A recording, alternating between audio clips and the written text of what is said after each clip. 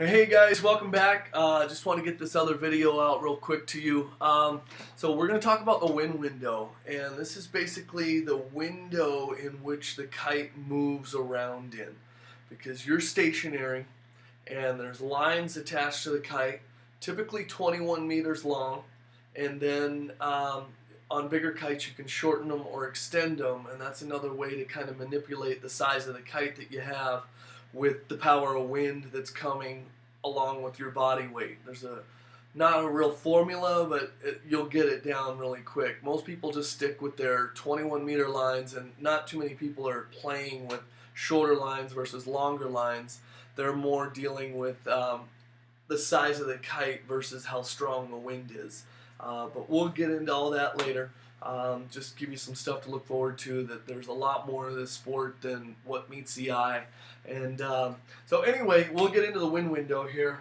I've got a marker right here. So like I said, you're standing right here and you've got your kite lines, and this is as far as the kite can move. That's about the extent of it, unless you start moving. And that's the other thing that you got to think of, and that's why I got the football field here. Whenever you're setting up a kite, both a big kite or if you're just playing with a trainer kite, and you're getting your hours in on playing with the trainer kite, learning the wind window, and getting used to the wind and feeling the power of what just a trainer kite can do, which is still pretty big compared to most kites out there.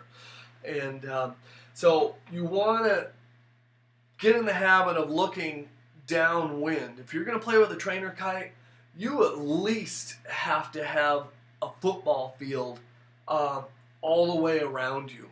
So this far down in front of you, if you're standing right here, your kite is probably going to take you to here.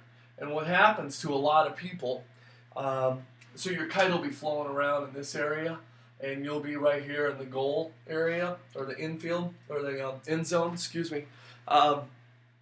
So what's going to happen, especially in the beginning, is you're going to be so excited about playing with this thing, and you're going to be moving, and you're going to be, before you know it, you're going to be way over here, or you're going to be over downfield. So you want to make sure you've got, so if you're downfield, your new sense of awareness has got to be more than just you. So when you're talking to someone, an arm's length is pretty common to chat. Maybe if you're crowded in a bar, it's going to be a little closer. But when you have a kite strapped onto you, or even a trainer kite, and you're playing with that, your sense of awareness has just expanded 21 meters every which way. Because that kite can go from up here all the way downwind and to the right and to the left. So if there's any kids or any dogs in the area, you definitely have to have someone to help you keep them out of the area, or help you with the kite in case something does happen out of your control, that you can land the kite safely without landing the kite, trying to do a self-land and landing it, and then the wind pushes it downwind, and then trips or slices or cuts a kid or a dog, or the power and weight of a kite coming in down, just bashing into the ground, or the wind dies down. It's not always under your control. The wind can just stop, and the kite will, what they call Hindenburg, and it just falls out of the sky, and boom. And if that lands on someone's head, that's going to give them a jar in the neck, and you don't want to be hurting anybody. So safety, safety, safety. When you're setting up a kite, whether it's a trainer kite or a big kite, you have got to have an area of a football field, at least for a trainer kite, all the way around you. So go out to a big park, or go out to a big area and play with the trainer kite. And as you get used to that, you'll already start finding the kite zones of where they're at in your local area, and you can watch kiters do it. And only the real pro guys will launch a kite in a very small window of the spectrum, and because there's trees and rocks and boulders and ocean crashing up, they're risky, but they know what they're doing. They've been doing it forever, and things still happen to them. So keep in mind safety, safety, safety when you're launching a kite. So back to the wind window here. When you have your kite in the wind, you've got, this is 3D, so this is everything around you. So if you go out there and you put your arms out and the wind's coming from behind you, right? It's all coming this way.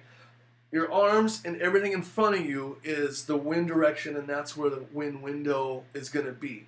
And then figure out a big circle of that kite, both all the way down in front of you and then all the way up above. And that's your wind window. So there's some neutral zones to this. All the way at the top, directly above you is the neutral zone. All the way to the left and all the way to the right are your neutral zones. And that's where you can kind of park a kite. You can steer it all the way over and just let it hover there, and you'll see that just sitting there. Or you can steer it all the way over here. So that leading edge of this wind window, because the kite's never going to fly behind you. It's never going to go upwind more than where you're standing. And unless, you know, and it's a fine thing as we get farther down the lessons, you know, when you're cutting and going upwind, you're manipulating your board and how you're digging in and where you're steering that kite. But we'll get into that.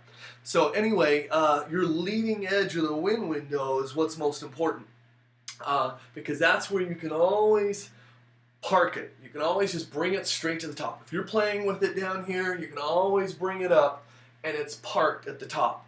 And one of the things you want to practice is just playing with it in that area. But we'll get into the actual trainer kite playing.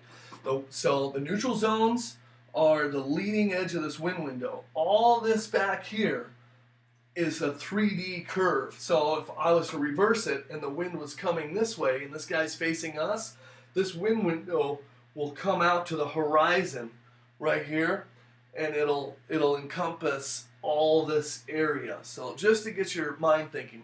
So now there's some power zones, and these power zones are where you steer the kite to generate wind and to move you.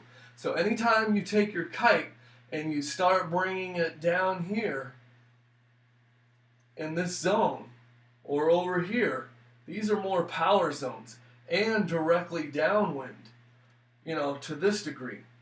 The horizon, there's not as much wind, but 30 to 70 degrees off the ground is where that wind is going to be.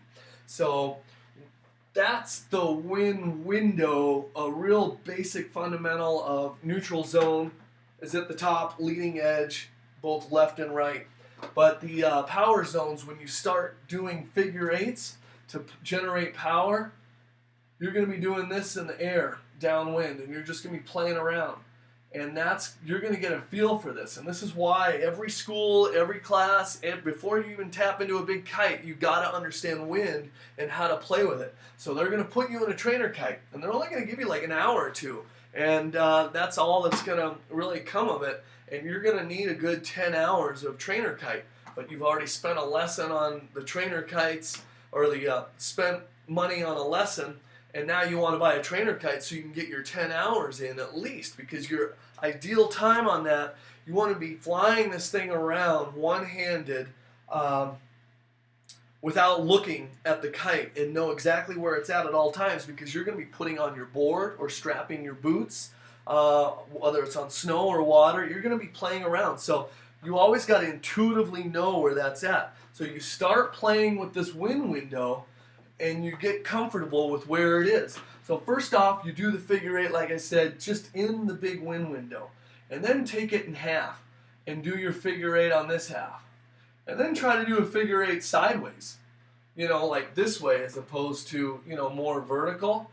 You're going to be a little more slanted. Well, I didn't do that so much as to vertical, but you can do it this way. So you can do it in that side of the wind window, or you can do it like that on that side of the wind window. You want to get used to playing figure eights on both sides of the wind window, both left and right. That way you can get a feel. And you'll notice as you come about this much down, you bring your kite to here, downwind. This is the main zone for max wind.